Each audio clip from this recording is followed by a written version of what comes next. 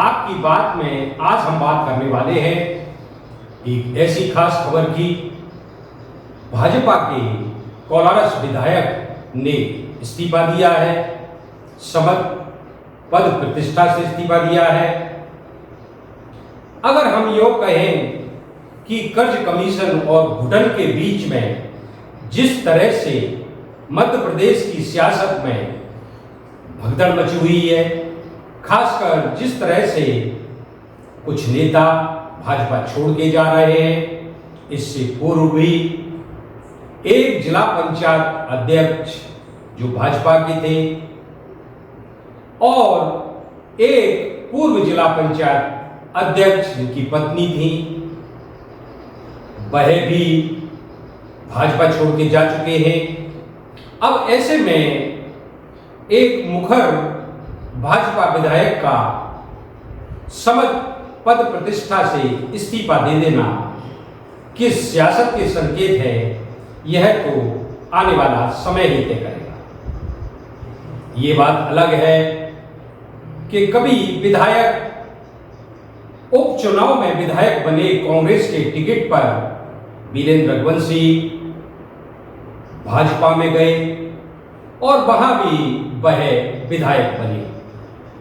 आज विधायक रहते ही जिस तरह की घुटन, पीड़ा और दर्द का प्रेस के बीच में उन्होंने इजहार किया, इसका सच क्या है यह तो भाजपा और स्वयं कोलारस विधायक वीरेंद्र रघुवंशी ही जाने।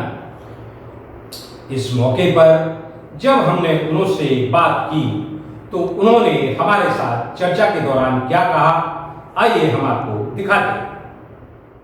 वीरेंद्र जी, आपने भाजपा के समद पद प्रतिष्ठा से अभी इस्तीफे की घोषणा की है और एक पत्र भी जारी किया है, तो अब आप क्या करने वाले हैं? मैंने भारतीय जनता पार्टी के समस्त पदों से आज इस्तीफा इसलिए दिया है कि लगातार 3.5 साल पूर्व जो जोड़ तोड़ की सरकार भारतीय जनता पार्टी ने बनाई है, सिंधिया जी के नेतृत्व में कई विधायकों के साथ ये सरकार बनाने का निर्णय लिया था। हमारे अपने क्षेत्र में या मध्य प्रदेश में जितने भी लोग उनके साथ आए मंत्री, आप कोई भी रिपोर्ट देख लीजिए, आईबी की, सीबीआई की, जिले स्तर की, मीडिया की, मैं अपने विधानसभा की पीड़ा कहना चाहता हूँ कि अनेक बार जनहित की मुद्दों पर जब हमने बात की तो प्रभारी मंत्री ने कभी कोई नहीं, पीड़ा को आप छोड़िए, जो सर्वे की बात आप कर रहे हैं कि जो सर्वे हुआ है तो उसमें क्या स्थिति, उसको थोड़ा क्लियर करें। सर्वे मतलब सर्वे हुए हैं, आपकी विधानसभा में भी हुए हैं, यहाँ भी हुए हैं? नहीं, मेरे विधानसभा में भी सर्वे में भारतीय जनता पार्टी के टिकटार्थियों में मेरा प्रथम नंबर पर स्थान है। यहाँ तक मैं सौभाग्यशाली हूँ कि शिवपुरी हेडक्वार्टर जिले की सीट पर भी भारतीय जनता पार्टी का वर्तमान तक विधायक कोलारस से होने के बाद शिवपुरी में भी नंबर 1 पर मेरा सर्वे गया है। प्रश्न ये नहीं है कि टिकट कोलारस या शिवपुरी भाजपा, प्रश्न ये है कि ऐसे लोग इस पार्टी में प्रवेश कर गए हैं जो हमें जनसेवा करने में अड़चन पैदा कर रहे हैं, हमें ईमानदारी से जनसेवा निभाने में अड़चन पैदा कर रहे हैं। केवल पैसे को ही लक्ष्य बना लिया है वर्तमान मंत्रियों ने, भ्रष्टाचार को मुख्यतः नहीं। अब आपने इस्तीफा दे दिया है और आप किसी पार्टी में भी अभी नहीं जा रहे हैं, क्योंकि अभी आपको सलाह मशवरा अपने साथियों के साथ करना है।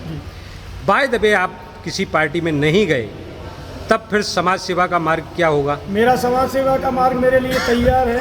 अपना घर आश्रम में हम सेवा देते हैं पीड़ित मानव के लिए। धर्मपुरा गौशाला पर एक गौशाला 1000 गाय की लेकर के हम संचालित करते हैं। अपनी दिनचर्या को जनता की पीड़ा में और इन तीनों संस्थानों में रह कर के आगे करेंगे।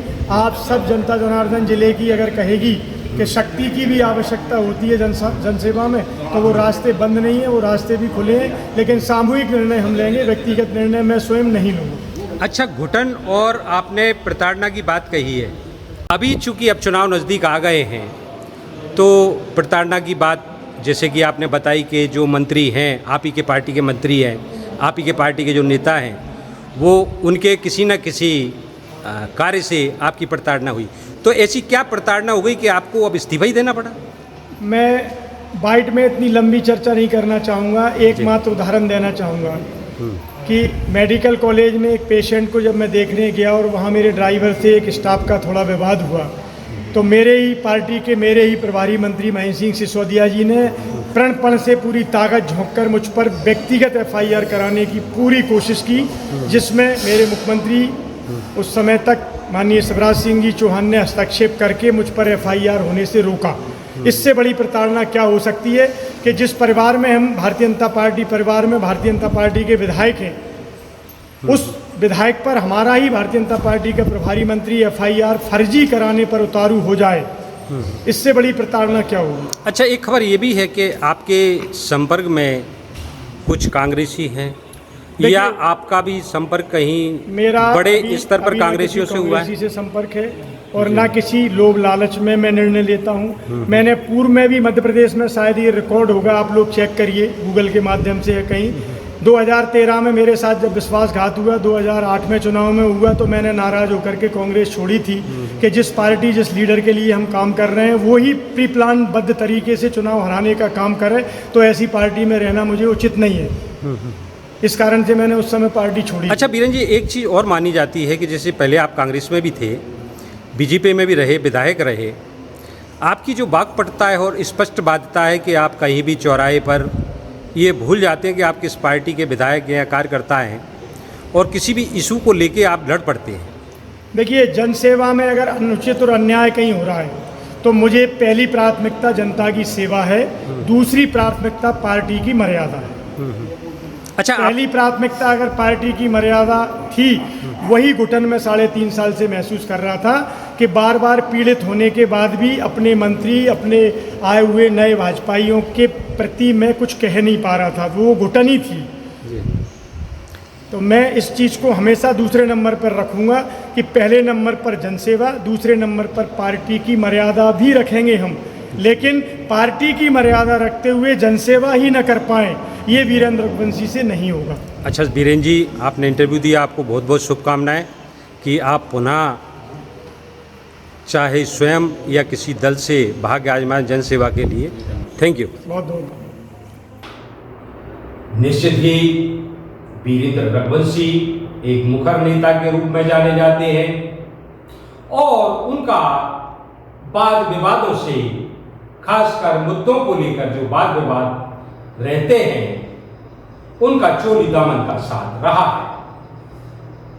ये अलग बात है कि जिन नेताओं को लेकर आज वो आक्रोशित थे और जिनकी कार्यप्रणाली को लेकर उन्होंने अपना इस्तीफा और एक कारण बताया, निश्चित ही वह विचारणीय उस दल को अवश्य होना चाहिए जिसके वह कल तक विधायक थे। बात इस्तीफे की है, आगामी चुनावों की है। जैसा कि उन्होंने खुद कहा कि जो सर्वे आजकल चल रहे हैं उसमें कोलारस और विधायक से उनका नंबर पहले नंबर पर रहा है और वह राजनीति जन सेवा के लिए करते हैं। फिर जो मुद्दे उनके द्वारा उठाए जाते हैं, अगर उनको लेकर किसी को तकलीफ है तो वह उसकी परवाह कतई नहीं करते। तो साथियों, आपने देखा, यह थी हमारी आपकी बात। आपकी ही बात में फिर हम किसी नए विषय और नई शख्सियत के साथ आपके साथ होंगे। तब तक के लिए BS बुल्ले का नमस्कार। अगर हमारे कार्यक्रम अच्छे लगते हैं तो लाइक, सब्सक्राइब और शेयर जरूर करें। की बात BS बुल्ले के साथ आपकी बात कहने संपर्क करें।